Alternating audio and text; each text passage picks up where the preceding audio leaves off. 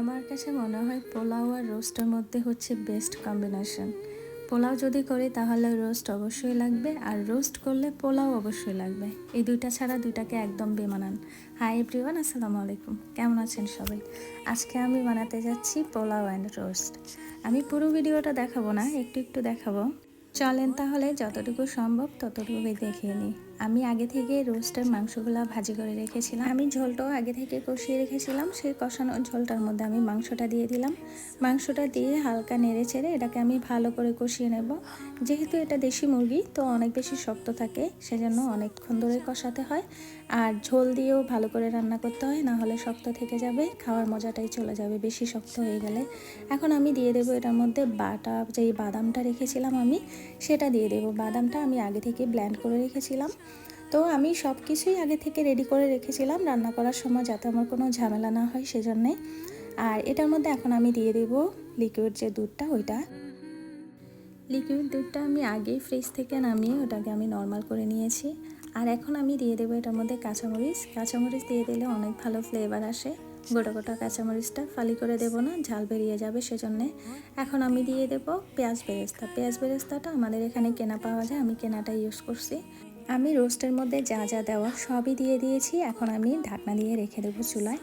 আঁচটা একটু কমিয়ে দেবো, তা না হলে নিচে দিয়ে লেগে যাবে। যেহেতু বাদাম পেস্ট দিয়েছি আর হচ্ছে দুধ, তো এই জিনিসগুলো নিচে দিয়ে লেগে যায় খুব সহজে। এই পাশে দিয়ে আমি বসিয়ে দিলাম পোলাওটা। আমার পোলাওটা প্রায় ভাজা হয়ে গেছে। তো সাথে আমি রান্না করতেছি ঝাল মুরগি, দেশি মুরগিটা একটু ঝাল ঝাল করে রান্না করব। আমার পোলাওটা ভাজা হয়ে গেছে, এটার মধ্যে এখন আমি পানি দিয়ে দেব। তো পানি দিয়ে পোলাওটাতে আমি এক পাশে বসিয়ে দিলাম। ঝাল মাংসটা আমি রান্না করতেছি আলু দিয়ে, আর রান্না করতেছি পোলাও, রোস্ট অ্যান্ড সাথে করবো ডিম আর সালাদ। এইটুকুই আজকের জন্য। আর বাহিরে হচ্ছে বৃষ্টির দিনে সবাই খায় খিচুড়ি, বাট আমি খাবো হচ্ছে পোলাও আর রোস্ট। এই জিনিসগুলো করতেও অনেক সময় লাগে, বাট খেতে কিন্তু ভীষণ মজা। আমার আবার টিভিতে যখনই এসব ধরনের খাবারগুলো দেখি তখনই খেতে মন চায়, বাট করার জন্য প্রায় সময়ই খেতে পারি না। যখনই মন চায় তখনই মায়ের কথা আর খালাদের কথা মনে হয়। আমার মেজো খালা অনেক সুন্দর করে, মানে অনেক মজা করে উনি খাবার রান্না করে।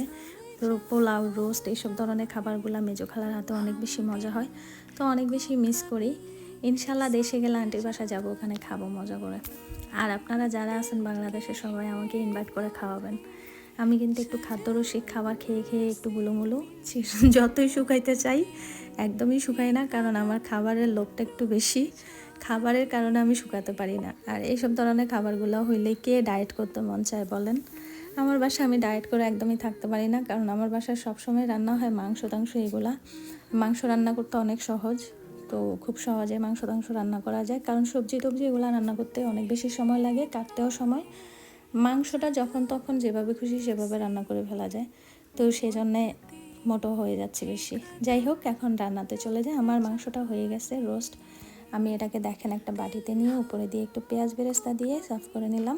দেখতে অনেক বেশি সুন্দর লাগতেছে, কার কাছে কেমন লাগবে সেটা আমার জানা বিষয় না। আমি সবসময় আমার রান্নাকে আমি মজা বলি, কারণ আমার কাছে মজা লাগলে আমি মনে করি যে মানুষের কাছেও মজা লাগবে। আমার কাছে যে জিনিসটা ভালো লাগে না সেই জিনিসটা আমি আরেকজনকে কীভাবে বলবো যে এই জিনিসটা অনেক ভালো, এটা আপনি খেয়ে দেখতে পারেন। আর আমার জিনিস আমার কাছে মজা লাগে। যাই হোক, আমার পোলাওটাও হয়ে গেছে। এখন আমি করে নিচ্ছি টমেটো স্যালাডটা। এখানে আমি দিয়ে দেবো হালকা একটু ঘুরকাটা আমি কম দেবো, ঘুরকা বলতে শসাটা আমি একটু কম করে দিয়েছি, টমেটোটা একটু বেশি। তারপরে দিয়ে দিলাম সরিষারটা। এইটারে আমি এমনভাবে মাখাচ্ছি, বুঝছেন? এইরকম যদি কিছু মানুষকে আমি মাখাইতে পারতাম, উফ, শান্তি পাইতাম। আমার সেলাটা মাখানো হয়ে গেছে, তারপরে আমার সবগুলো আইটেমও হয়ে গেছে। এখানে আমি রোস্টটাকে একটা বাটিতে নিয়ে নিলাম, আর পোলাও আমি টেবিলে সব কিছু নিয়ে এখন আমি খেতে বসবো। রান্না করলাম আমি ঝাল মাংস, সাথে করলাম ডিম, আর সাথে করলাম স্যালাড। ডিম করছি আমি শুধু 4টা, কারণ আমাদের মানুষও 4 জন, সেজন্যই। আর সব কিছু হয়ে গেছে, এখন আমি সবগুলোকে একটা প্লেটে নিয়ে নেব। আমি আজকে প্লেটটা সাজাবো হচ্ছে আমার মেয়ের জন্যে, সব কিছু দেবো না।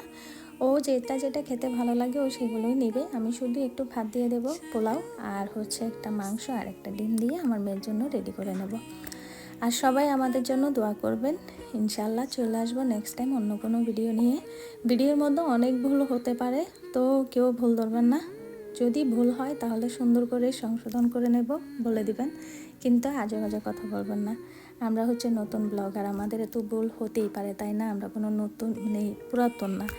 তো যাই হোক, সবাই ভালো থাকবেন। আল্লাহ হাফেজ, bye bye, take care. Next time দেখা হবে অন্য কোনো ভিডিও নিয়ে।